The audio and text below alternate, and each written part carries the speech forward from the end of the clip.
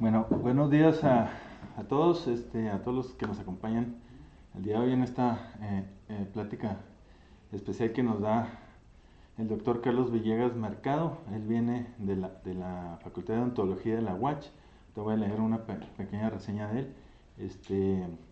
Gracias a los que vienen, que no son parte del curso de microscopía electrónica de transmisión, que se tomaron el tiempo de acompañarnos en esta plática que sé que va a ser importante para todos los que trabajamos aquí en CIMAP y sobre todo para todos los que trabajan con cuestiones de muestras biológicas.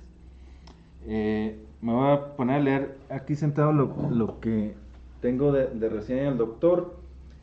El doctor Carlos Esteban Villegas Mercado es un académico e investigador reconocido en el campo de las ciencias odontológicas, con una sólida trayectoria en biología celular y microscopía electrónica aplicada al estudio de tejidos orales.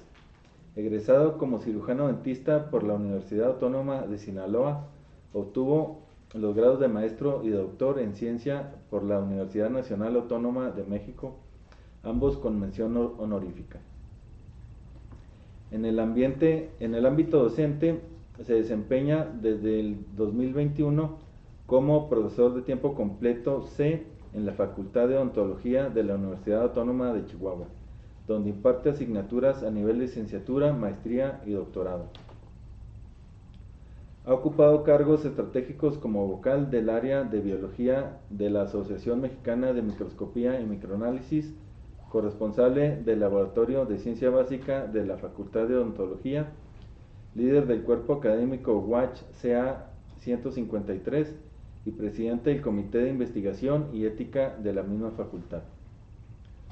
Su labor científica se centra en la microscopía electrónica de transmisión y en técnicas avanzadas de biología molecular y celular, incluyendo Western blot, inmunofluorescencia, cultivo celular e inmunohistoquímica. Su producción académica comprende 18 artículos en revistas internacionales, 4 capítulos de libro y una constante participación en congresos nacionales e internacionales.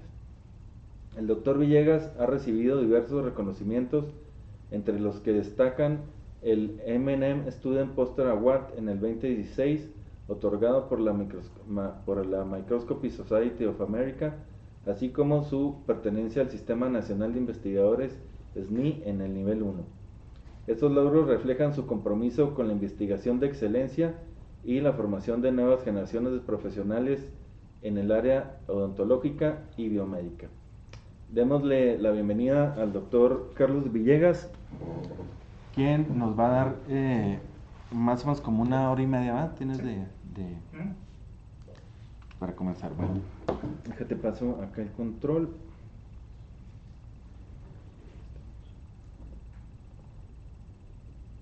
Bueno, pues antes que nada quisiera agradecer primero a César, a Raúl, que me hicieron la invitación para estar aquí con ustedes, y también quisiera agradecer a todos ustedes por darse unos minutos de su tiempo para venir a escucharme.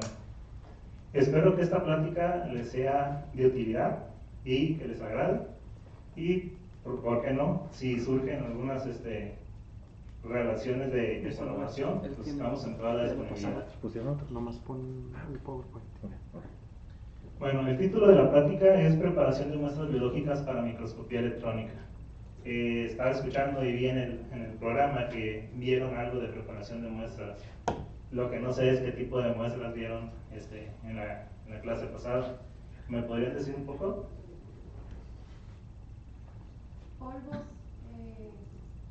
materiales metálicos. Ok, preparación de muestras, pero del área de materiales. Ok, bueno, miren, una de las cosas que quiero que les quede claro es que si bien se comparten ciertos fundamentos entre la preparación de muestras de materiales y las muestras biológicas, hay algunos apartados en los que son totalmente diferentes. Por eso vimos la necesidad de dar esta charla enfocada a las muestras biológicas. Bueno, una de las cosas con las que quiero empezar es dejar claro por qué es importante que nosotros tengamos la capacidad de observar muestras biológicas en microscopios electrónicos. Yo creo que después de todas las pláticas que han visto a lo largo de esta semana y de toda su experiencia que tienen, pues es más que obvio que la ventaja de los microscopios electrónicos se centra principalmente en que tienen un gran poder de magnificación y que ese poder de magnificación va acompañado de una gran resolución. Estas dos características pues permiten que seamos capaces de visualizar a través de ellos cosas que en otras técnicas microscópicas en el ámbito óptico pues simplemente no se alcanzan a visualizar. Además, microscopios como el de barrido, el de fuerza atómica, no solamente te generan una imagen, sino que por la interacción que tienen estos microscopios con las muestras te generan información adicional. Esto hace que, o más bien, esto hizo que surgiera el interés por poder visualizar muestras biológicas en estos tipos de microscopios. Surge el interés y la necesidad de visualizar estructuras internas y también estructuras superficiales. La estructura interna la podemos ver a través del microscopio electrónico de transmisión, mientras que estructuras superficiales pudieran ser a través del microscopio de barrido o del microscopio de fuerza atómica. Sin embargo, si hacen los cortes adecuados, pudieran ver también estructuras internas en estos dos tipos de microscopía. Esto se ha convertido en una herramienta principal en el ámbito de investigación y también en el ámbito de diagnóstico médico. Ahora, cabe aclarar que cuando hablamos de muestras biológicas no únicamente se centra en muestras de algún tejido del cuerpo humano. Una muestra biológica puede ser prácticamente de un organismo de cualquiera de los 5 reinos que existen. Se pueden observar plantas, se pueden observar animales, bacterias, protozoarios, hongos. Aquí el detalle es cómo vas haciendo esa preparación para que la muestra conserve sus características y adquiera características que faciliten la manipulación con el microscopio. Generalmente los microscopios electrónicos terminan siendo la última técnica después de que analizaste una muestra previamente en algún microscopio óptico. Generalmente se utiliza para hacer una correlación con lo observado en otras técnicas de microscopía o incluso en otras técnicas de biología celular o molecular. Y finalmente todo esto en conjunto hace que la utilización de microscopios electrónicos pues abonen significativamente al avance científico y al avance tecnológico.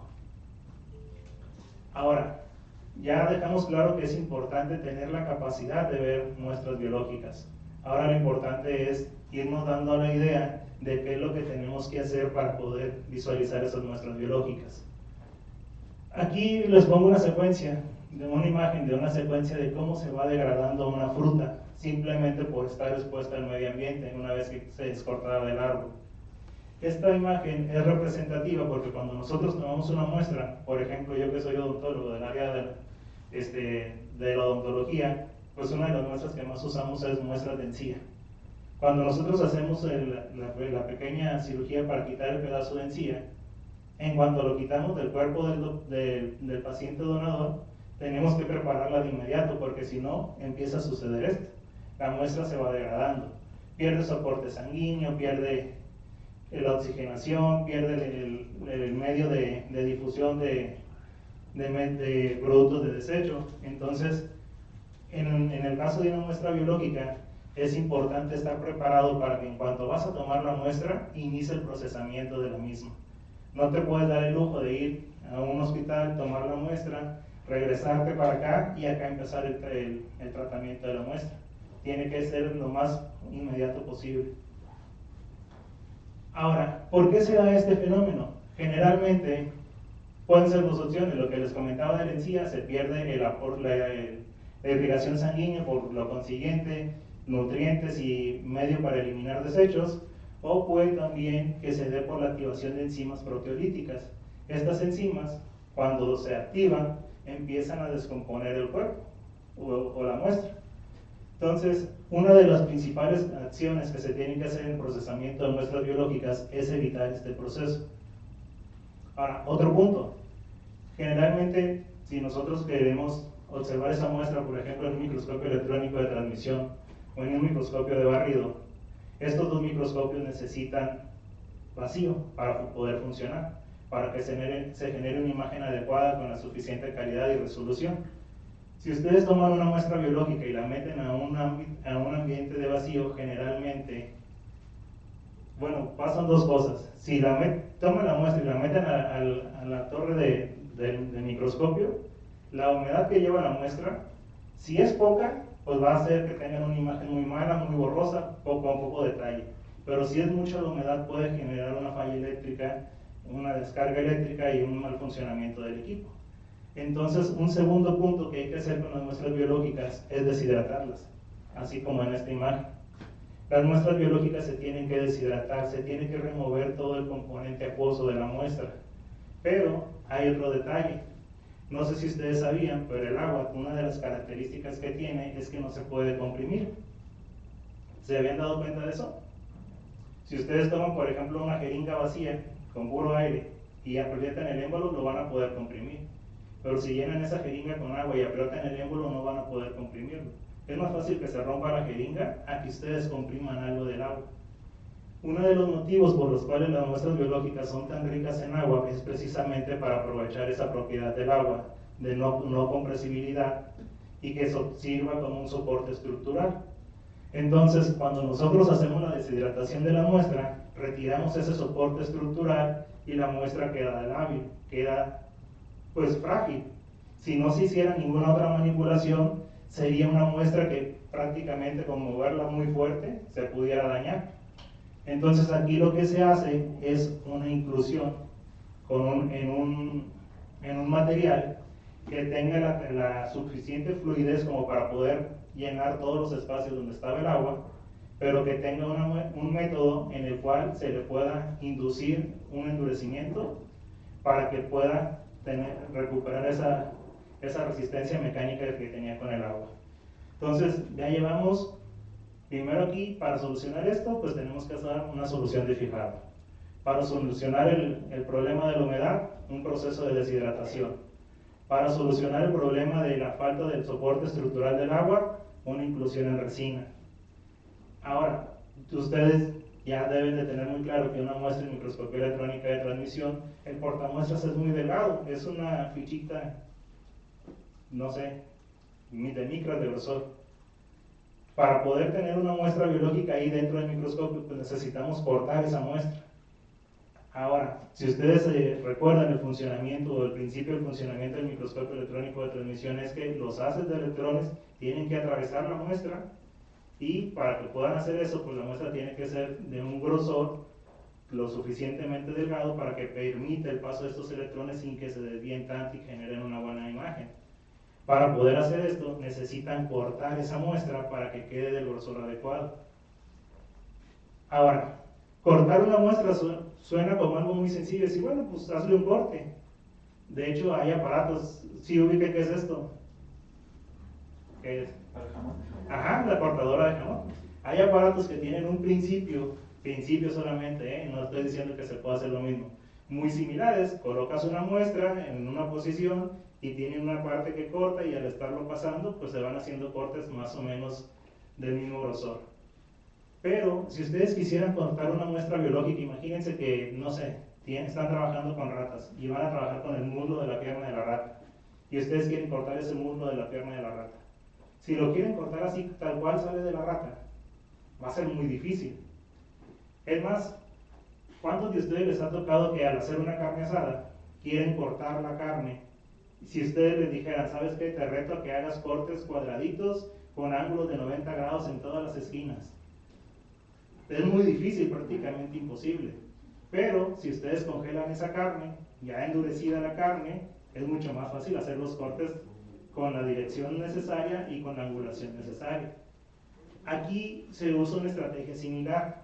No congelas la muestra, pero esta inclusión en la resina le da la dureza necesaria para que te permita, con un ultramicrotomo, hacer cortes del mismo grosor o de un grosor constante, y eso pues ya te permite llevarlo al microscopio electrónico de transmisión. Ahora, esta otra imagen, ¿saben qué es esto? Una guamala. Exacto, una guamala. Si tienen suerte, nunca han tenido contacto con ellas. Si ya tuvieron un poquito de mala suerte, estos son unos animalitos marinos que andan en la playa, generalmente en invierno. Cuando tú llegas, te pones a nadar, de repente se te enredan porque pues son transparentes, están flotando en el agua. No, es muy difícil que los alcances a ver. Aquí se ve un poco porque lo pusieron en contraste con el color de la arena. y ponen la referencia de la mano, pero imagínenselo flotando en el agua. La mayoría de los tejidos biológicos, una vez que son retirados de su cuerpo y que pierden esa irrigación sanguínea, tienen una tonalidad muy similar a esta. En microscopía óptica no se alcanzan a ver, siempre se tiñen los cortes. En microscopía electrónica no es que los vayamos a ver, pero también necesitamos un contraste para poder identificar con mayor facilidad las diferentes estructuras que están en la muestra. Entonces el siguiente punto que hay que hacer es contrastar esa muestra para que el microscopio sea capaz de generarte una imagen con los datos suficientes para que tú puedas indagar lo que estabas buscando en esa muestra. Entonces, no les voy a repetir lo que ya vieron en múltiples prácticas aquí, solamente quería hacerles dos aclaraciones. Generalmente la preparación de la muestra va a ir muy de la mano con qué requiere la técnica de microscopía.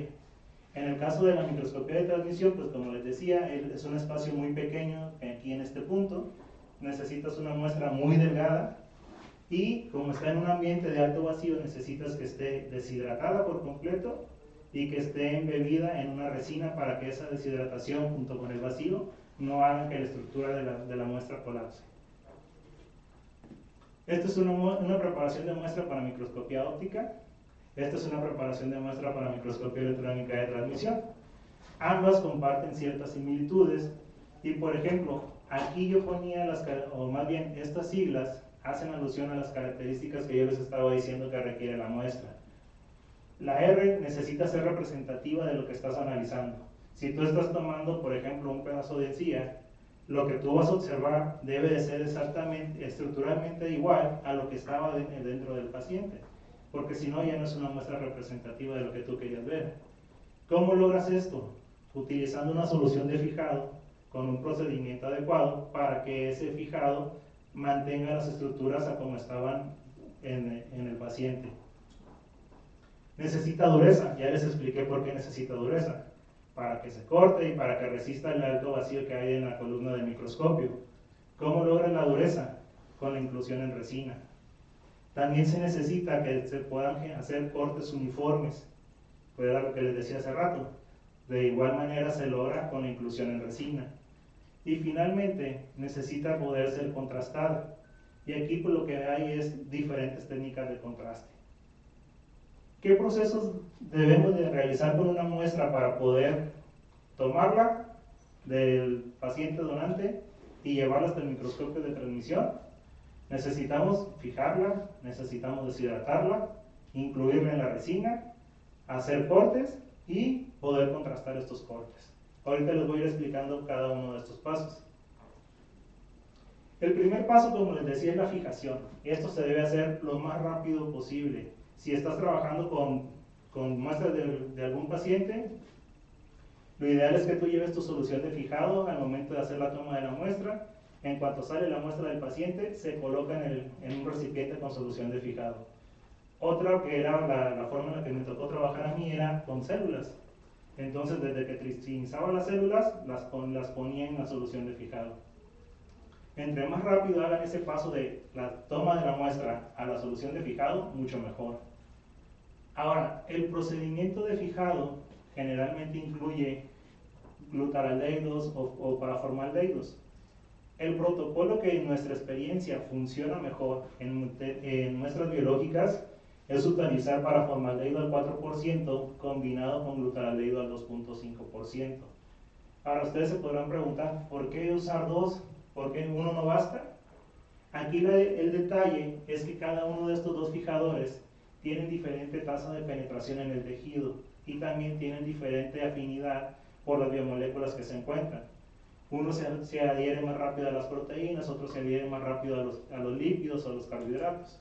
Entonces la combinación de estos a estas concentraciones ha sido el protocolo que más resultados buenos nos ha dado. Muchas veces, después de hacer la solución de fijado con estos dos, con gluten y paraformaldehído, en la mayoría de las ocasiones se utiliza un paso que se llama postfijación. Aquí se utiliza tetraóxido de osmio. Pero aquí hay un detalle muy importante. Es muy importante que ustedes tengan claro qué técnica de contraste van a hacer al final del procesamiento de la muestra, porque hay técnicas que si usas tetróxido de osmio ya no las puedes hacer.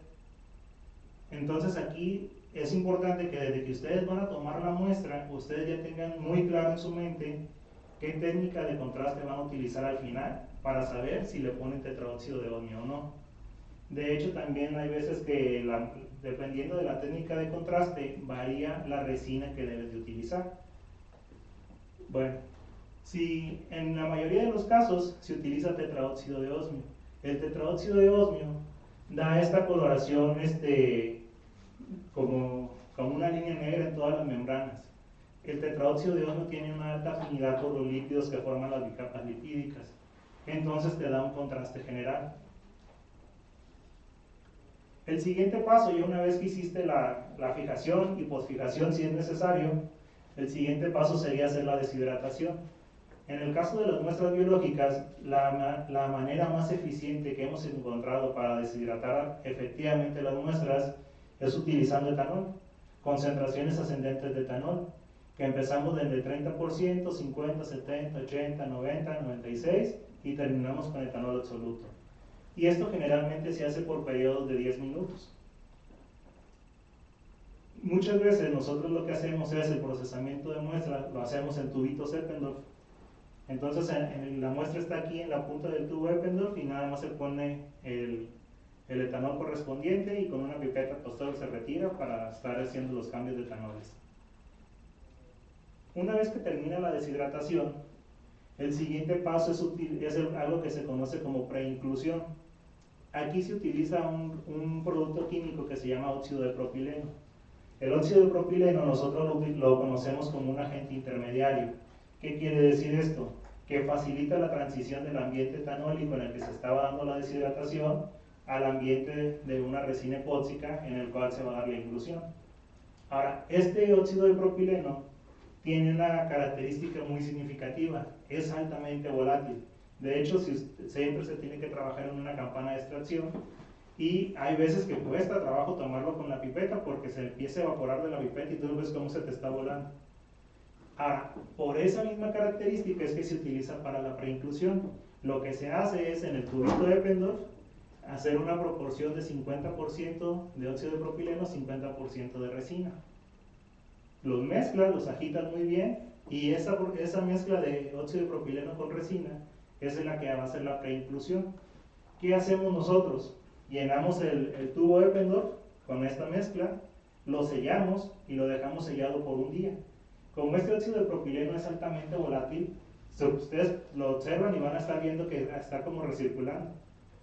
Esa recirculación del óxido de propileno se requiere para facilitar que la resina penetre hasta lo más recóndito de la muestra biológica, para que cubra todos los espacios de la muestra. Después de que pasan esas 24 horas, se destapan los tubos, se dejan evaporar, que se evapore el óxido de propileno. Cuando baja el volumen a la mitad, decimos, no, pues ya se evaporó todo el óxido, esa resina se tira y se da paso a la inclusión. La inclusión es en resina pura. Siempre la inclusión la tienen que hacer en resina pura. Ahora, desde la diapositiva anterior les puse esta imagen y no se las expliqué. La resina para la microscopía electrónica de transmisión es una resina especial que no viene en formato de pasta, viene en estos 5 frascos que cada uno tiene un líquido que tienen viscosidad parecidas a la de miel añeja. Entonces, una recomendación que les hago es, si ustedes por experimento van a preparar varias muestras, preparen la resina para todas estas muestras y con una sola preparación de resina hagan todo su experimento. Yo, por ejemplo, cuando estaba en el doctorado, yo tenía que preparar 50 muestras. Entonces preparamos resina para las 50 muestras y todas las muestras iban con el mismo lote, no solamente el mismo lote, la misma preparación de resina. Porque la receta para preparar las resinas es, ponle 1.5 mililitros del bote 1, ponle 5.5 mililitros del bote 2, y es muy difícil estarlos pesando porque son sumamente viscosos. Y hay veces que te pasas poquito de uno o te falta poquito de otro. Entonces siempre hay variaciones entre las resinas que se preparan en diferentes ocasiones. Para evitar esa variación, la recomendación es preparen la resina suficiente para todo su experimento y así todas sus muestras van a tener la misma resina con las mismas condiciones. El proceso de inclusión se puede hacer de dos maneras. Pueden utilizar moldes como este que está aquí, que así es como queda una muestra ya incluida, preparada en uno de estos moldes, o pueden usar la técnica que usábamos nosotros. En el mismo tubo Eppendorf, ahí le metíamos la resina. Para nosotros era mucho más fácil porque trabajábamos con células, le damos una centrifugada pequeña, se iban las células al fondo y ya nada más poníamos la resina. En este tipo de moldes, si ustedes se fijan, la muestra es esta parte, la muestra es esta zona. Uno tiene que poner la muestra manualmente pegada al vértice pequeño del bloque y ya después lo rellenas con resina. Pero muchas veces se mueven porque en lo que lo llevas de aquí a la estufa de calor se te puede mover la muestra. En el tubito de Eppendorf pues siempre la muestra estaba hasta el fondo, siempre estaba al final y era más difícil que se moviera. A nosotros en particular nos gusta más prepararlo en tubos Eppendorf. Ahora, uno podría pensar, bueno, ya está la muestra embebida en el bloque, ya terminé con la preparación. Pues no, todavía falta hacer los cortes y hacer el contraste. Para hacer los cortes, aquí ya se complica un poco la situación porque ya necesitas un equipo especializado como un ultramicrotomo. Encontré esta fotografía en internet, creo que es muy parecido al ultramicrotomo que tienen ustedes, pero también puse esta porque me llamó la atención cómo estaba colocada la muestra. Aquí, aquí es donde tú haces la exploración del bloque. ¿A qué se refiere con explorar el bloque? Miren, si quieren, aquí este es un esquema que saqué de un libro. Esta es la muestra, aquí está en el bloque de resina y básicamente lo que se hace es cortar el exceso para dejar la pura muestra y no tener resina en el corte que se va a hacer el ultramicrotomo. ¿Cómo se hace esto? Pues tienes el bloque aquí montado con los objetivos del ultramicrotomo, lo observas con mayor amplitud y con una navaja empiezas a cortar. Si ustedes se fijan aquí, por ejemplo, la muestra está como 1 milímetro abajo del borde del bloque. Ese milímetro de resina pues es recomendable que se elimine en este paso, porque si lo dejas y dices, bueno, que lo quite el ultramicrotomo, pues van a hacer un montón de pasos del ultramicrotomo, vas a hacerle un desgaste al aparato, vas a desgastar tus cuchillas y lo más importante, vas a perder un montón de tiempo. Entonces todo eso lo vas afinando aquí en este punto.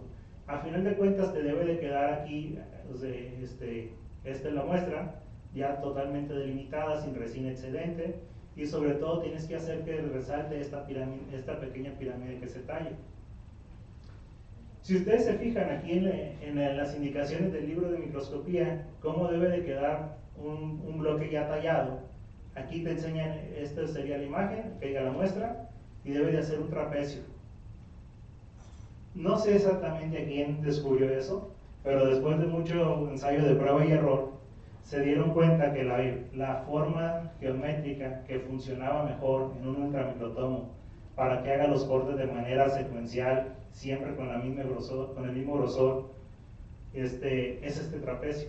De hecho, la recomendación es que la base mayor del trapecio, o sea esta, sea la primera que toque la cuchilla. Entonces, al momento de hacer la exploración del bloque, uno tiene que identificar dónde están su muestra, si son células, sus células, si es un caso de tejido, el tejido, hacerle la pirámide trapezoidal y otra cosa importante, hacer que esa pirámide resalte y que nada más del bloque entre en contacto con él. ¿Por qué? Porque lo que se busca es que únicamente esta pirámide chiquita interactúe con la cuchilla del ultramicrotomo. Ahora, aquí, esta también es una imagen del libro. Curiosamente lo hacen con unas navajas que son para las de barbero. Pero es mucho más fácil, pequeño tip, hacerlo con navajas de rasurar, de las de Gillette. Las parten a la mitad y con una mitad, con eso hacen el corte. Ok, entonces, ya hicieron la exploración del bloque, ya tienen su pirámide. Ahora el siguiente paso es buscar hacer cortes semifinos y ultrafinos. ¿Cuál es la diferencia entre estos dos? El grosor del corte. Un corte semifino, pues puede dar, dependiendo del libro que consulten, de los 80 a los 140 nanómetros de grosor. Un ultrafino de 60 a lo más bajo que pueda. Yo lo más bajo que llegué fueron 40 nanómetros de grosor. Ahora, Aquí, ya una vez que ustedes tienen su bloque con su pirámide, lo montan en esta posición, en el ultramicrotomo, y va a empezar a sacar sus cortes. Una cosa que me llamó la atención, que esto también es otra imagen del libro, te hacen énfasis en que la pirámide debe ser trapezoidal, pero los cortes que sacan ellos no son trapezoidales, entonces su pirámide pues no tenía la forma adecuada. Ahora, otra cosa, no sé si ustedes ya tuvieron la oportunidad de utilizar un ultramicrotomo y ir generando cortes, pero estos cortes quedan flotando en el agua. Se hace una pequeña barcaza, aquí está el bloque, aquí está el filo de la cuchilla, el aparato hace este movimiento, cada que baja genera un corte y el corte va a quedar flotando en el agua. Entonces, la persona que está haciendo estos cortes tiene que tener la habilidad para estar viendo cuál corte le sirve, cuál corte no, o si todos le sirven, irlos acomodando para poderlo recoger. Generalmente, bueno, aquí está acomodado el bloque, aquí está la cuchilla y aquí está para la exploración. Déjenme un paso aquí.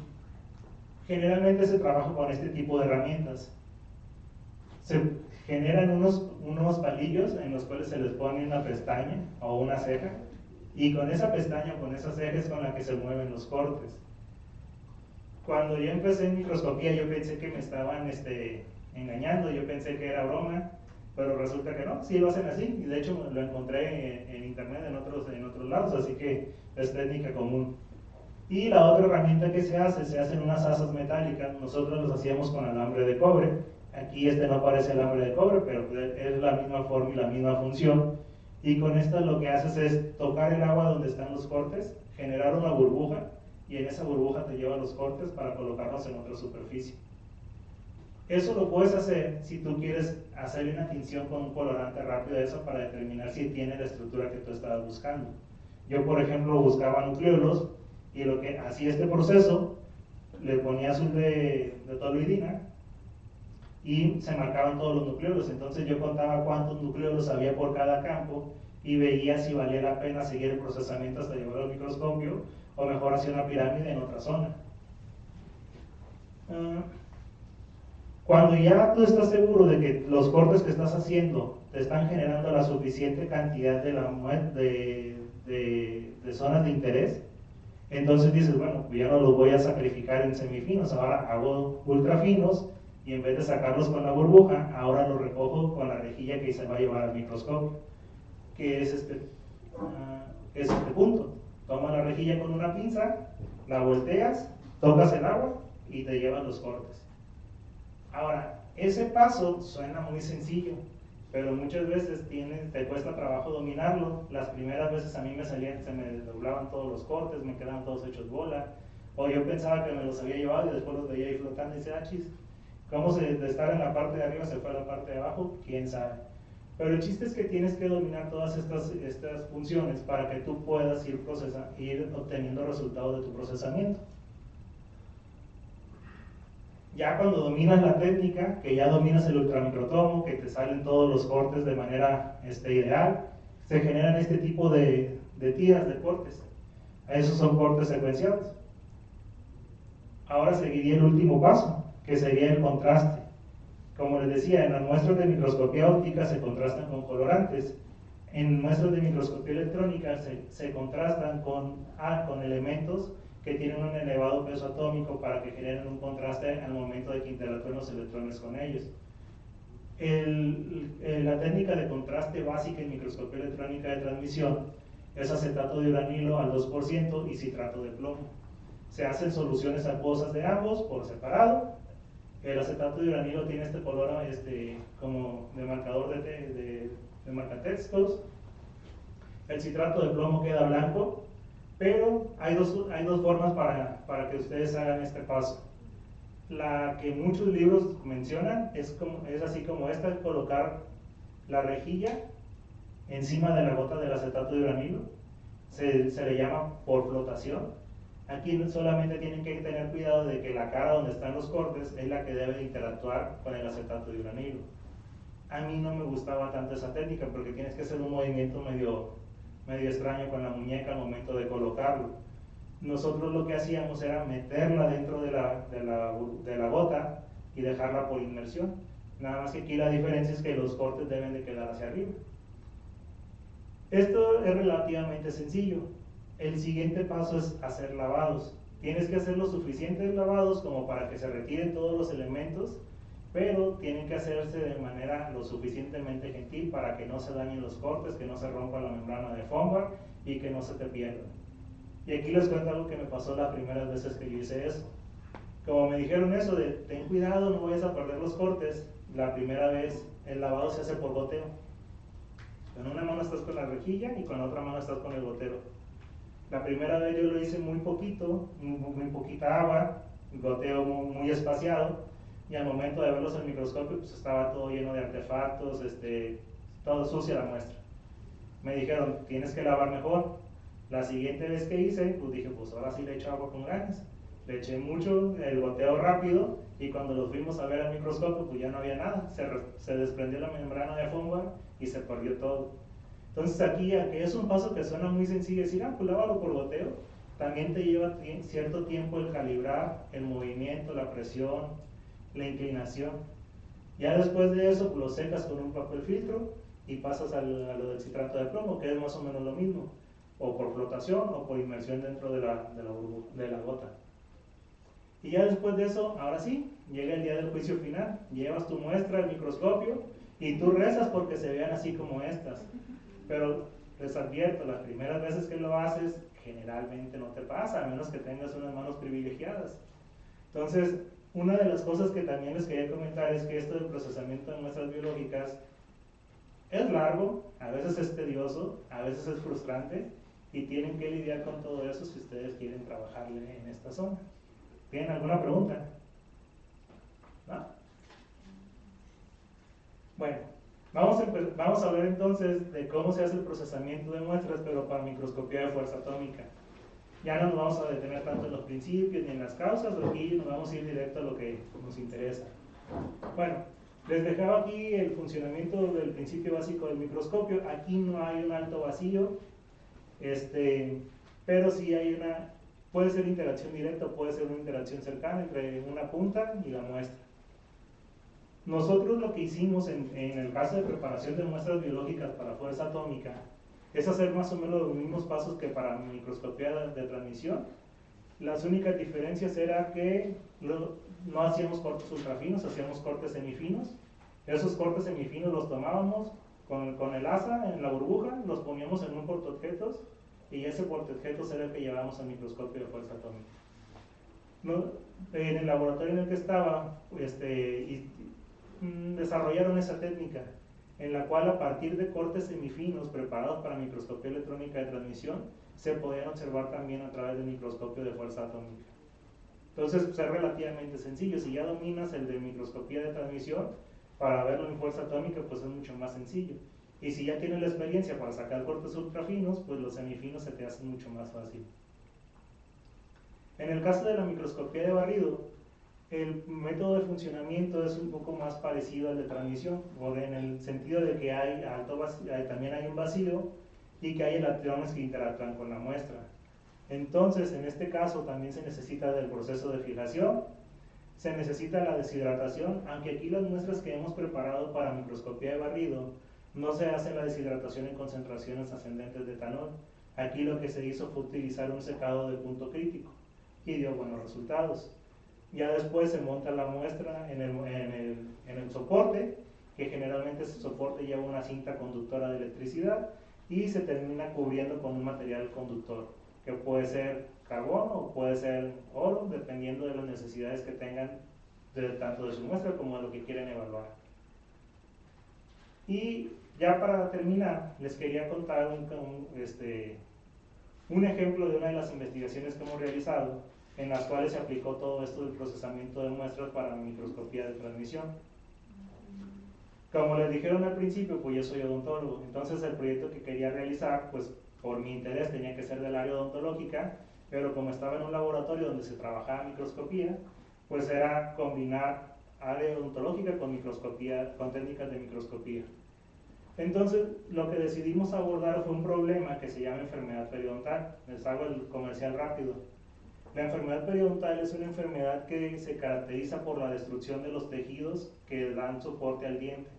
Es decir, aquellos tejidos que hacen que el diente se quede adherido al proceso maxilar, la enfermedad periodontal los destruye. Esta enfermedad tiene unas características muy interesantes. Primero, es una enfermedad silenciosa. ¿Qué quiere decir esto? Que si una persona tiene esta enfermedad, no se da cuenta, porque no duele, no produce dolor, no produce molestia. Por eso se le llama una enfermedad silenciosa. Otra característica que tiene la enfermedad es que es progresiva y que, que una vez que se detecta, no se puede reparar el tejido que ya se dañó o que ya se perdió. Entonces, básicamente aquí es como se ve un diente normal, y un diente con enfermedad periodontal, pues empiezan a perder los tejidos. Si ustedes se fijan, ya perdió todo esto, hay una inflamación de la encía, muchas veces hay sangrado, pero el sangrado es en la etapa inicial. Ya en las etapas más avanzadas ni sangrado tiene el paciente. Y esta destrucción de los tejidos se va dando hasta que llega a este punto y pues ya, el diente no pierde soporte y se cae. Ahora, a nosotros en el área odontológica es de mucho interés tratar de encontrar la solución a esta enfermedad, pero pues es muy difícil. Esto que se pierde por la enfermedad es un conjunto de 4 tejidos. De esos 4 tejidos ya se puede reparar 3 o regenerar 3, pero el cuarto, que se llama cemento radicular, está aquí en esta zona, no se ha podido reparar. Entonces lo que nosotros queríamos era hacer una terapia que reparara el cemento radicular para ver si se curaba la enfermedad periodontal. Cuando hicimos eso, estaba de moda la terapia celular y la terapia génica. Entonces dijimos, pues hay que buscar una célula que sea capaz de hacer ese trabajo. A lo mejor le damos una ayuda con terapia génica y que se resuelva el problema. Las postulaciones anteriores decían que si tú tomabas cemento radicular, podías sacar cementoblastos y que estos podían curar la enfermedad. Pero aquí hay un detalle. Una persona que tiene enfermedad periodontal, pues generalmente es o casi siempre es generalizada, es decir, todos sus dientes están enfermos. Y va a ser difícil encontrar un diente sano para sacar esas células. O si tenías la suerte de que el paciente tenía 1 o 2 dientes sanos, iba a ser antiético que los pocos dientes sanos que tenía se los sacaras para hacer tus experimentos y ver si lo curabas. Entonces pues ahí se frustró todo, ¿no?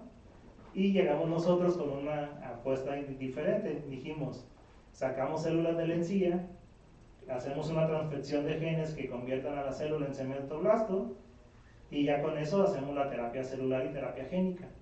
Y ese era el planteamiento del proyecto de mi doctorado.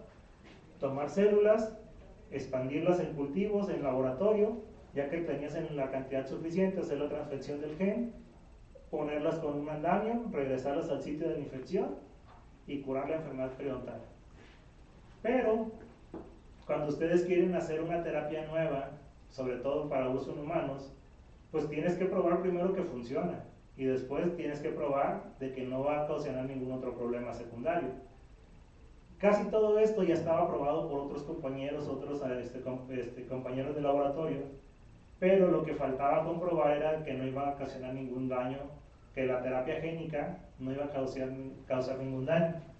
Entonces el objetivo de mi proyecto de doctorado era precisamente eso, buscar con herramientas de microscopía evidencia de que la transfección génica no ocasionaba ninguna alteración en las células. Pues nosotros sabíamos que íbamos a hacer una inserción forzada de un gen, sabíamos qué cambios generaba a nivel a nivel de microarreglos.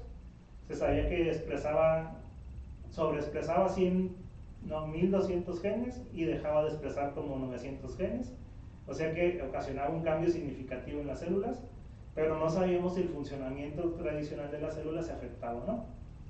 ¿Qué hubieran hecho ustedes para buscar algo de información sobre eso utilizando microscopía? ¿Cómo se les ocurre que pudieran probar si se afecta o no se afecta el funcionamiento celular interno? Revisar los núcleos. Revisar núcleos, ok. Ensayo cometa. ¿Cuál es ese ensayo cometa? El que ponen el electroforesis, el núcleo y ven si se degrada por apoptosis o por otro proceso. Y también pudiera funcionar. ¿Alguna otra cosa? Mediciones para ver si pues el citoesqueleto o ver también cómo, pues si hay algún apoptosis que ya mencionó, algún efecto de la célula. Órale, muy buenas sus observaciones, pero no fue la que elegimos nosotros. Ahí les va. La que elegimos nosotros fue estudiar el nucleolo de estas células. Déjenme les explico por qué. Hasta principios del 2000 se decía que el nucleolo solamente funcionaba para hacer ribosomas. Pero, como por el 2005, no, a ver, déjenme ver cuántos bien. Como en el 2010 se dieron cuenta de que el nucleolo tiene muchísimas más funciones que solamente hacer ribosomas. Y de hecho fue un descubrimiento casi por accidente. Cuando empezó lo de proteómica, ¿sí saben qué es la proteómica? Sí. Ok. Cuando empezaron con ensayos de proteómica, hubo un grupo de investigación que quería hacer proteómica de cada organelo de la célula. Y dijeron, bueno, vamos a empezar con el más fácil, con el nucleolo. Ya sabemos que solo hace ribosomas, entonces aquí solamente tenemos que encontrar proteínas de ribosomas. Hicieron análisis proteómico de ribosomas y, oh sorpresa, las proteínas relacionadas con la síntesis de ribosomas eran como el 15 o el 20% de las proteínas que estaban en ese organelo. Primero pensaron que era un error de técnica, pensaron que había sido contaminación, probaron y reprobaron y se dieron cuenta que el nucleolo efectivamente tiene proteínas que no están relacionadas con el nucleolo, con la síntesis de ribosomas, y ahí surgió la hipótesis de que el nucleolo tenía más funciones que solamente hacer síntesis de ribosomas. Para no hacerles el cuento largo, ahora se sabe que el nucleolo regula muchos procesos celulares fundamentales. El nucleolo tiene unas características también muy peculiares. Es un organelo que no tiene membrana, que está dentro del núcleo, que está dentro de donde se toman todas las decisiones de la célula, que el nucleolo básicamente participa como una bodega selectiva que retiene ciertas moléculas para apagar procesos o las libera para encender procesos celulares. Y una característica importante es que está formado por tres componentes, por el centro fibrilar, componente fibrilar denso y componente granular. Y la forma en la que se acomodan esos componentes te da mucha información sobre qué está pasando dentro de la célula si lo sabes leer. Hubo otro grupo de investigación que tomó nucleolos de linfocitos y decían, un linfocito en estado basal tiene el nucleolo así, el nucleolo de anillo. Un linfocito recién estimulado tiene nucleolos con esta forma, que es un nucleolo reticulado. Y un linfocito que ya ha sido estimulado y que está en plena función de síntesis de proteínas, tiene un nucleolo así de esta forma y es un nucleolo de tipo compacto. Entonces, había una clasificación de los nucleolos dependiendo del funcionamiento adecuado de la célula, y yo me di la tarea de hacer una búsqueda en la literatura de cómo se acomodaban los componentes nucleolares en diversos procesos adversos o patológicos, como en células de cáncer, en células con arresto transcripcional, células con alteraciones epigenéticas, con estrés celular causado por patógenos. Entonces ya teníamos un panorama de cómo se deberían de ver los nucleolos en un estado normal y cómo se veían los nucleolos en un estado patológico o nocivo para la célula. Entonces, pues ya empezamos el proyecto, iniciamos con microscopía óptica, pues que siempre tienes que ver así a grandes rasgos qué es lo que hay. Estos de aquí arriba son fibroblastos gingivales humanos, las células de la encía. Estas son las células experimentales, las transfectadas con la proteína SEMB1, que hacía todos esos cambios que les decía. Control negativo, células de la encía transfectadas con el vector vacío. Control positivo, cementoblastos, las células a las que queríamos que se parecieran. Si ustedes se fijan, estas células no se parecen en nada a ninguno de los otros tres grupos. Desde la microscopía óptica ya veíamos que había cambios significativos. Ahora, el detalle era que para nosotros que hubiera cambios no era tan bueno. Entonces dijimos, bueno, vamos a ver con la microscopía electrónica de transmisión a ver qué encontramos. No les puse todas las imágenes del trabajo, solamente les puse las más significativas, pero esta imagen para mí valió el doctorado, porque en esta imagen pudimos demostrar que las células transfectadas con el gen de SEMP1 tenían un nucleolo completamente funcional, que desarrollamos la hipótesis de que cuando se transfectaban era más probable que se acercaran a la envoltura nuclear y que siempre buscaban estar cerca de un poro nuclear para poder exportar ribosomas con mayor facilidad. Y aquí está otra imagen, igual nucleolo cerca de un poro nuclear en contacto con la envoltura nuclear. Pero les puse esta para que ustedes se den cuenta, por ejemplo, aquí donde está el mayor aumento, de cómo una buena preparación de la muestra te permite tener mayor información incluso de la que andabas buscando. A nosotros nos interesaban los nucleolos, pero vean cómo se ve el retículo endoplásmico rugoso con sus ribosomas libres, las mitocondrias con sus crestas y con su DNA mitocondrial. El hecho de que la preparación de la muestra fuera tan buena nos permitió obtener información de otros organelos que no eran los que andábamos buscando. A final de cuentas terminamos haciendo un poco lo que comentaban allá. Analizamos citoesqueleto, analizamos presencias de vacuolas, analizamos este retículo endoplásmico rugoso, su extensión y su cantidad, y un montón de detalles más de esta célula. Y al final de cuentas pudimos tener evidencia suficiente para afirmar que la transfección no ocasionaba ningún cambio adverso en estas células y que era seguro para utilizarse. ¿Tienen alguna duda?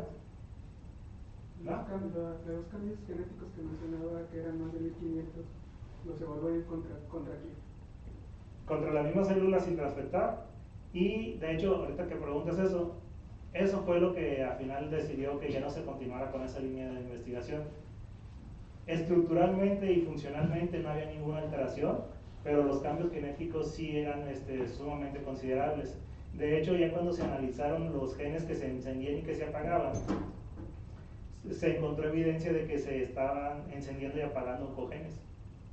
Y por eso ya no se siguió con esa línea celular transfectada, porque pues ya ahí se incurría en un riesgo mayor al estar desregulando los oncogenes. Y no se evaluó la diferencia de expresión, pero comparado con la célula objetivo, que querían ver semejanza. Sí. Pero por el hecho de lo de los oncogenes ya se decidió mejor cambiar de estrategia. Lo que se siguió buscando fue trabajar con péptidos derivados de la proteína para que ya los cambios no fueran tan significativos. Bueno, pues si alguien tiene alguna pregunta, alguna duda, un comentario, estoy a sus órdenes. Ahí están mis datos por si quisieran información adicional o algún contacto o colaboración. Y pues muchas gracias por haberme escuchado. Espero que haya sido de su agrado y que sea de utilidad.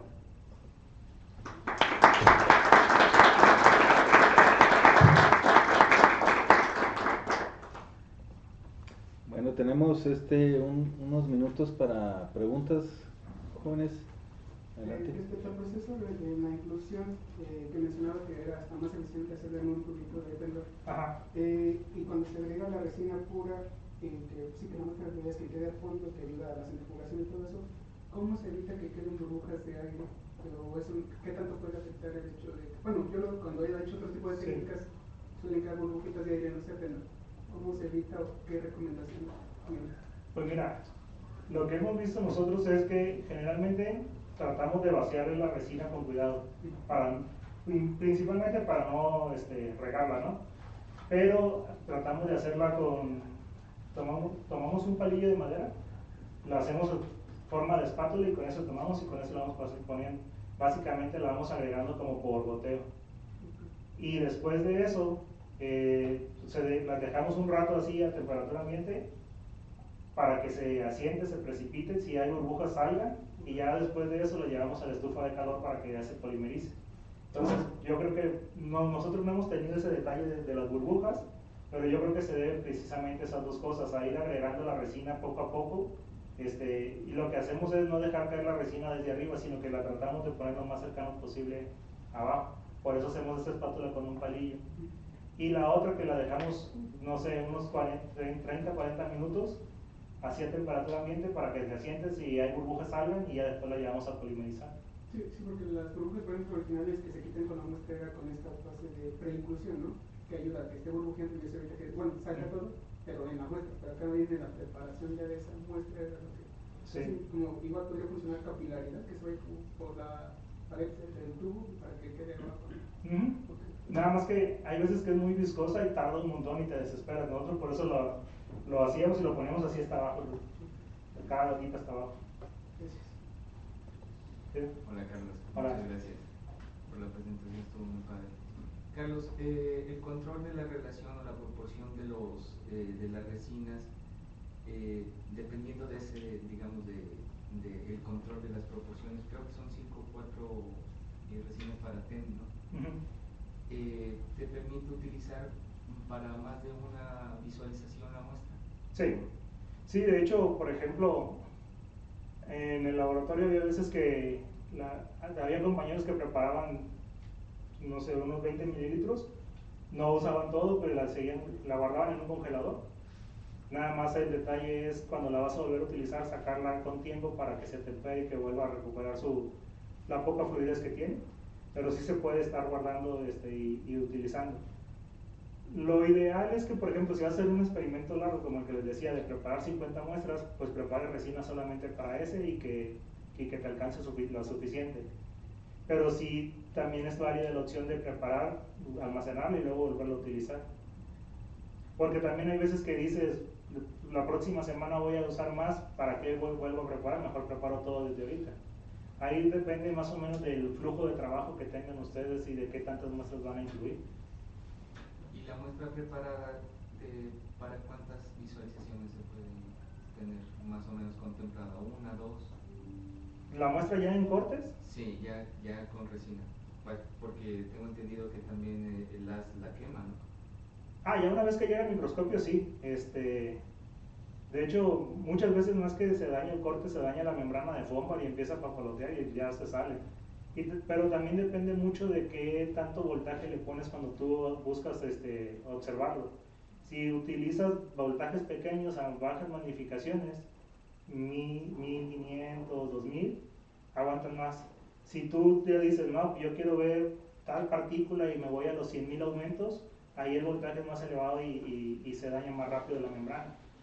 Pero nosotros, yo lo más que he visto es 5 veces la misma rejilla. Y ya empezaba a notarse algunos daños ahí en el FOMBA, sobre todo. Pero todavía se seguía viendo algunas células. ¿No a ti? ¿Qué? Era con respecto a la resina también. ¿Cuál es el tiempo de viabilidad de la resina preparada? 3 meses, 6 meses. ¿Preparada para usarse? Ajá, sí, ya para incluir. Lo más que la dejamos nosotros y que todavía funcionaba era 6 meses. Ya una vez que la muestra está dentro de la resina, ya resiste años. Ahí sí ya no hay tantos problemas. Gracias. ¿No? ¿Ustedes?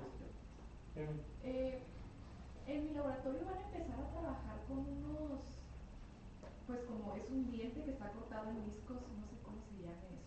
Pero pues son como unos discos hechos de un diente con cortes transversales. Y me gustaría saber cómo se prepararía, porque sé que después de darles el tratamiento que se les va a dar, quieren venir aquí al CIMAR a verlos en el CEM, pero cómo se prepararía esa muestra para el CEM así nomás. Ok. Si es corte de dientes que hicieron en disco, yo lo que haría es lavarlo, que no lleve polvo del pulido o del corte del disco, deshidratar, bueno, ¿qué parte del diente es? No sé, son muelas que están así cortadas en disquitos y están usando todos los discos. ¿Y sabes si tiene mucho tiempo que extrajeron esa muela? Según yo no, pero las compraron ya así. Ok, mira, lo que pasa es que ahí tienes que ver que el diente tiene diferentes tejidos. Tiene el esmalte, que es muy muy duro, de hecho casi no tiene agua, es el tejido del cuerpo que tiene menos agua. Pero tiene dentina, que esa sí tiene un porcentaje acuoso, y tiene pulpa. Y la pulpa es muy vascularizada y tiene mucha agua. Entonces, si lleva los 3 tejidos, yo te recomendaría que lo fijaras, que después de que lo fijaras lo deshidrataras, y que la otra es que veas el tamaño del pedacito, porque tú tienes que asegurarte de que entre en la cámara del microscopio. Entonces, primero empezaría por eso, ¿no? Ver el tamaño. Si veo que en ese tamaño sí entran, lo lavaría, lo deshidrataría, lo fijaría. Con la fijada, pues ya date cuenta que vas a hacer como un lavado porque va a estar en una solución acuosa. Lo deshidrataría y pues, ya nada más es colocarlo en el soporte y ponerle la capa del material conductor, que pudiera ser oro. Me imagino que quieren ver algo del componente orgánico, ¿no? Ay, la verdad no sé. Bueno, ahí tendrías que preguntarle a la persona qué es lo que le interesa ver. Si quiere ver algo del componente orgánico, pues utilizas como material conductor un metal. Si te dicen, no, yo quiero ver los elementos que hay porque tenía óxido de zinc, no sé, a lo mejor usas el carbono, aunque te afecte un poco con el análisis de elementos de la muestra. Pero sí. Carlos, interesante el tour de la preparación de muestras biológicas. Pues realmente nos adolecemos bastante de esta técnica, ¿no? Mira, yo tengo un par de curiosidades ahí. ¿La resina que usan es conductora o no es conductora? O sea, la resina final, la combinación de los 5. Porque en microscopio electrónico la muestra tiene que ser conductor y de todas maneras, o solamente es para soportarlo, para cortar nada más, se usa la resina, o se incrusta la resina también en la muestra. Pues tienen la función esa de soportarlo, de reponer el soporte mecánico que daba el agua, de ayudarle a que resista el vacío que se encuentra dentro del microscopio. De si es conductora o no, ahí sí me agarraste en curva, no sabría decir bien, y no, la verdad no te quiero mentir. Pero se supone que el objetivo de la resina es evitar que colapse la muestra en el momento de cortarla y al momento de estar dentro de las condiciones de vacío del microscopio. Yo me imagino que no debería de interferir en la parte de la interacción de los electrones con la muestra, solamente de ser como un mecanismo de soporte y de mantenimiento. Y la otra que tengo, ¿por qué usan el FOAM-BAR? El FOAM-BAR, déjame me regreso rápido para... Espera. El FOAM-BAR es una membrana plástica muy delgadita que básicamente se utiliza para evitar que los cortes se vayan entre la rejilla entre la cuadrícula de la rejilla. Mira, por ejemplo, hay diferentes tipos de rejillas. Hay rejillas que tienen un solo rectángulo que generalmente se utilizan para hacer reconstrucciones tridimensionales. Y hay rejillas que tienen cuadrícula. Dependiendo de qué tanta cuadrícula hay, va a ser el número de mesh. Pero si, por ejemplo, en estas que son más grandes, al ser menos cuadros en la rejilla, es más grande el área en la que no hay material ahí metálico y aumenta la probabilidad de que se vaya por ahí algún corte. O muchas veces no se va todo el corte, pero quedan doblados y eso causa dificultades al momento de querer fotografiar. Entonces, lo que se hace es se recubre toda la rejilla con ese FOAM-BAR para que forme una película uniforme en la superficie y ahí queden los cortes y que no evitar que se doblen o que se queden papaloteando entre alguno de los cuadritos de la rejilla. O sea que es para que como que se pegue con el FOAM-BAR.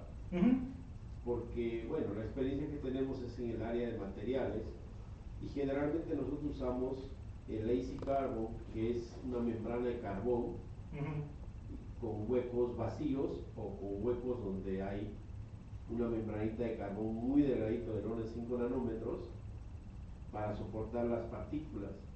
Entonces, ¿por qué no usar directamente el carbón? ¿Por la hidrofobicidad, algo así quizás? O no sé. La verdad no sabría decir por qué no, pero supongo que porque les funcionaba y se quedaron con eso. Porque el FOAM-BAR después molesta cuando tú estás viendo en el microscopio, empieza a romperse y va para aquí para allá, entonces la muestra empieza a moverse. Sí. No sé. Principalmente es por el grosor. Ajá, como dice la membrana de FOAM-BAR, por lo que sabemos más o menos tiene un grosor como parecido al corte que estamos teniendo. Pero también se puede usar la membrana, una rejilla con membrana de carbón. La rejilla de Lazy Carbon no se podría usar porque esta nos va a meter mucho ruido porque tiene como esta red y entonces pues va a meter otras cosas que no están en las células o que no vamos a observar. Entonces generalmente la membrana de FOAM-BAR es por el grosor, es más para que los cortes queden ahí montados y también por cuestiones económicas de costo, porque esas las hace uno, uno puede conseguir las rejillas sin la membrana, y ya en el laboratorio, si uno tiene el foam-bar carbón o foam-bar, ya uno las genera, les hace uno su membrana y ya ahí deposita uno los cortes. Porque las rejillas con membrana, mientras el mesh sea más grande, el costo es más elevado que una rejilla de unos 300, 400 mesh con membrana. No, y de todos modos, por ejemplo, una rejilla de 300 mesh ya comprada con foam-bar te dan 50 como en 2.500 pesos. Y tú puedes comprar 100 rejillas como en 600 pesos, ya tú ponerles el foam-bar. Sí, porque un paquete de unas 25 rejillas de 75 o 50 mesh con foam-bar, bueno, con membrana, está entre 9.000 y 10.000 pesos, algo así. 25 a 50 rejillas. Sí, se eleva mucho el costo si las compras ya con el foam-bar. Pero ahí hay un detalle, yo he usado esas membranas con foam-bar y se rompe. Claro, uso 100 kilovoltios, ¿no? Quizás hay que usar menos para el foam-bar, algo así. O si no han resistido las membranas que he usado de foam-bar. También otra característica es que las muestras biológicas no necesitamos alta resolución. O sea, nosotros cuando con materiales vamos a resoluciones en que inclusive pues vemos la gravedad del foam-bar o del carbono. Sí, y al ser menos resoluciones, entonces lo que necesitas ahí es que tu corte o tu figura de tu célula, lo que estés viendo, que es baja resolución, pues si lo alcances a tomar completa o en partes. Entonces, como que buscas cosas diferentes. Nosotros en materiales necesitamos pues concentración de AS, voltajes más altos y a veces alta resolución, entonces pues sí, usamos diferente técnica, ¿sí? Pero en biología realmente estamos buscando contraste y no resoluciones tan altas, por lo tanto no afecta. Ahí sí lo que necesitas es que la membrana no esté doblada, continua. Por ejemplo, generalmente lo que nosotros hacíamos era tratar de fotografiar toda la célula, y eso se hacía muy bajos voltajes, en 1500, 2000, dependiendo del tamaño de la célula. Luego nos íbamos al núcleo, ya luego al nucleolo y si acaso una parte del nucleolo. Pero los voltajes más altos andaban entre 30 a 40.000. Las magnificaciones. Sí, la magnificación. No, el voltaje. El voltaje de aceleración del microscopio. Sí. 100 kilovoltios o no, 30, 40 era lo que hacíamos generalmente. Tienes mejor contraste en bajos voltajes. Nada más en cuanto al comentario del doctor, que encuentro al doctor de su duda respecto a si es conductivo o no conductivo. El doctor mencionó dos contrastes, ¿no? Primero cuando después de fijar la muestra, como se contrasta con metales pesados, son más afines a los electrones, y el segundo contraste es cuando ya se realizan los cortes. Y es lo mismo, los metales pesados ayudan a la conductividad y observación de la muestra. Yo tengo Gracias. ¿Ustedes? Yo tengo una pregunta. Sí. En tu experiencia, tanto como estudiante y como estás preparando a otros estudiantes a usar la técnica, ¿cuánto más o menos tiempo se lleva para tener buenas imágenes en transmisión? Incluyendo todo el procesamiento de la muestra. Pues mira, el punto que a mí me costó más y que también he visto que a mis estudiantes les cuesta más es lo de la exploración del bloque, hacer la pirámide y sacar los cortes. Y por ejemplo, a mí me tocó, yo tenía 6 horas a la semana el ultramicrotomo y me tomó como 5 o 6 meses. Con 6 horas a la semana. Con 6 horas a la semana. Y con los estudiantes que hemos tenido ahorita, pues tienen menos horas a la semana y les ha tomado más tiempo, obviamente. Pero sí, generalmente y también he visto que es un proceso muy variable. Hay personas que tienen habilidad innata y hay personas que les cuesta mucho trabajo. Por ejemplo, al momento de estar haciendo el tallado de la pirámide, muchas personas les cuesta trabajo el hecho de estar viendo por los objetivos y estar manipulando abajo y no tener visión directa.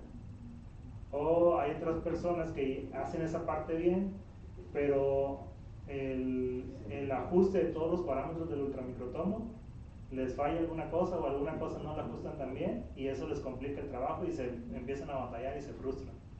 Entonces yo creo que ahí también depende mucho de la capacidad de concentración del estudiante y la habilidad manual y motriz que tenga.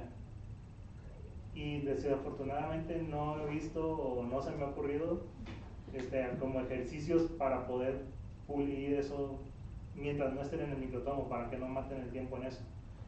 Y también otra cosa que he visto es que se los puedes contar a muchas personas, pero hasta que no lo intentan hacer, no se dan cuenta 100% de si son buenos o no tan buenos para eso. Entonces hay una serie de varios factores, pero sí se lleva bastantito tiempo para que alguien domine esta parte. La ventaja es que también es como las bicicletas, ya una vez que le dominas ya es muy difícil de que lo pierdas. Pero sí lleva su tiempo y tiene la desventaja que requiere pues, el uso del equipo especializado. Respecto,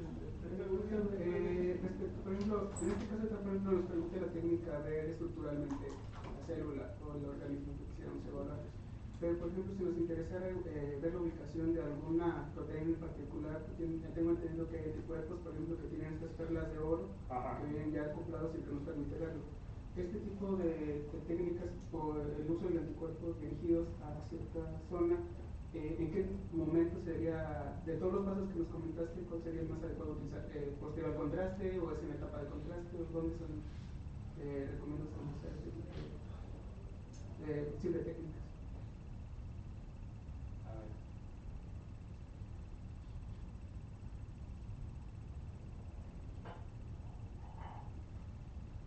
Yo los que vi los usaban junto con el contraste, pero también muchas veces dependía de eso el tipo de resina que ibas a utilizar. Hay veces que tienes que tener claro eso de decir, bueno, con esta muestra yo voy a hacer esta visualización con anticuerpos y cambian de resina, porque no todas las resinas lo permiten, no todas son compatibles. Entonces ahí más bien es como que tener muy claro qué proteína andas buscando, con qué anticuerpo lo vas a usar, para saber si la resina que se tenía o que les comenté yo es la adecuada o necesitas cambiar de resina. Porque era una compañera que hacía ese tipo de estudios y ella utilizaba una resina diferente. Sí, pues entender que para que se pueda adherir correctamente la que sea funciona todo. Sí. Okay. Gracias. ¿A ti? Doctora Antonia. Bueno, muchas gracias por su plática, muy interesante cómo nos fue llevando con todo el proceso. Alternativo a esto, bueno, los microscopios que tienen cámara criogénica, ¿no? ¿Ha tenido oportunidad de usar uno de esos? En la UNAM seguramente tienen, ¿no? En el Poli sí tienen, en Zacatenco. A mí no me tocó usar ninguno con cámara criogénica y en el laboratorio en el que estaba yo no tenían. Pero sí tenía una compañera que estaba en otro instituto y ella lo usaba. Muchas veces tienen ventajas al momento del manejo de la muestra, porque pues nada más es congelarlo y empezar a cortar. Pero también una de las cosas o de las pocas desventajas que tenía, que creo que se ha ido reduciendo con el paso del tiempo, es que cuando uno congela algo, generalmente se forman cristales. Entonces antes había el problema de que si el proceso de congelación no se hacía de manera adecuada o no se ponía algún químico que evitara la formación de cristales, se dañaban las estructuras internas de la célula por el proceso de congelación. Entonces había veces que tenía como que esa limitante. Es como la pericia, ¿no? En vez de hacer todo este trabajo artesanal. Sí, no, y por ejemplo los que trabajaban con ese microscopio pues ya tenían una habilidad sorprendente para precisamente hacer el proceso de congelación sin que hubiera alteraciones en la muestra. Y para ellos era decirles, oye, el otro estilo no te llama la atención. Y decían, no, ¿para qué? Pues si aquí ya lo tengo dominado y todo está bajo control. Y con respecto a que nos comentó que para hacer, bueno, lo que sugirió, obviamente pues esta cámara de punto crítico pues va a garantizar, ¿no?, que haya pues un buen... Es una de varias formas de deshidratar la muestra. La mayoría de libros y de artículos manejan que es la mejor, por el hecho de la forma en la que se da la deshidratación, pero también funciona con otros tipos de deshidrataciones. Incluso hay algunos protocolos en donde dicen, deja la muestra ahí por tantas horas y se va a secar. Es Sí, por CO2, ¿no? Es por CO2. No sé si han comparado, por ejemplo, haciendo la deshidratación secuencial con etanol también. Sí, también lo hemos hecho. Y sí nos funcionó. Sí. Sí. Sí funciona. Bueno, creo que en las relaciones esas donde usan los dos agentes fijadores para que usan el ruta y el para, ¿usan la relación 1-1? No. Van por porcentajes. No. Sí, son en porcentaje, pero la relación de ambos. Ya. Sí, es 1-1. Ok.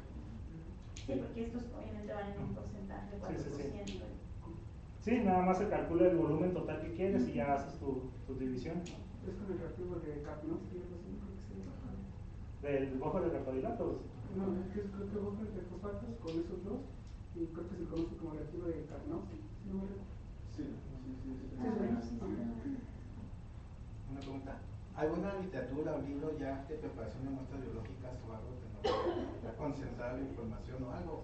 ¿O tienes que estarla buscando por diferentes fuentes? ¿O que puedas recomendarnos algo? Sí te puedo recomendar un libro, pero creo que ya no está a la venta. Fue un libro que hicieron en la UNAM precisamente.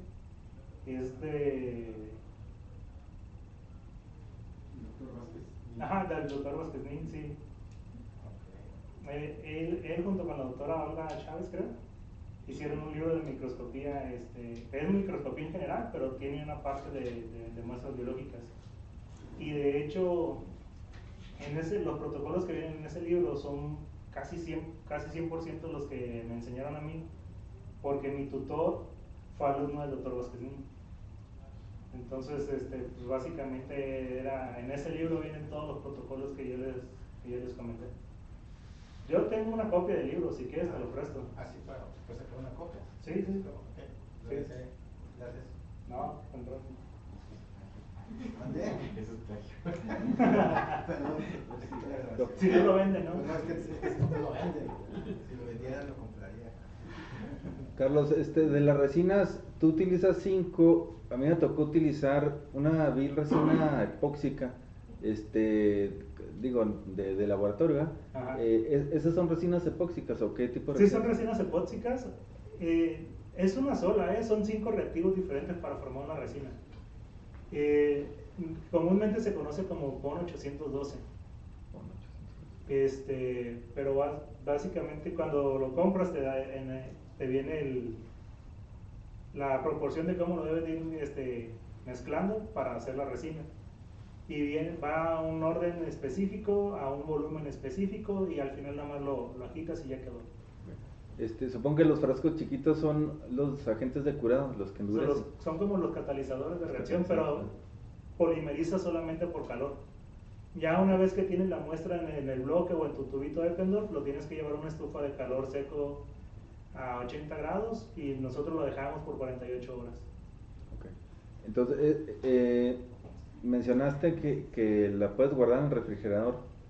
Es antes digo, en el refrigerador para que no reaccione con la temperatura. Ajá. Ok. Sí. Sí, es que la epóxica que yo utilicé para eso mismo era A más B, ¿no? Entonces, le pones la B y es el catalizador, la que empieza a endurecer. Y endurecía pues a temperatura ambiente, ¿no? Y esta tiene otra característica, déjame me cambio. No está más atrás. Una característica que es muy útil que tiene es que dependiendo del grosor del corte, te lo vas a ver de un color diferente. Por ejemplo, aquí, si ustedes se fijan, están como entre amarillos, dorados los cortes. Eso es un indicador de que es un corte semifino. Si fuera un color gris, ya es un corte fino. y ultrafinos son gris plateados. Entonces te ayuda mucho porque simplemente viendo el color del corte tú sabes si están saliendo del grosor que tú quieres o tienes que modificar algún parámetro. Oye, y una vez que las fijaste y luego que ya las deshidrataste y todo eso y que las estás cortando, cuando las flotas ya no se dañan con el agua, ya no absorben agua. No, ya no. Okay.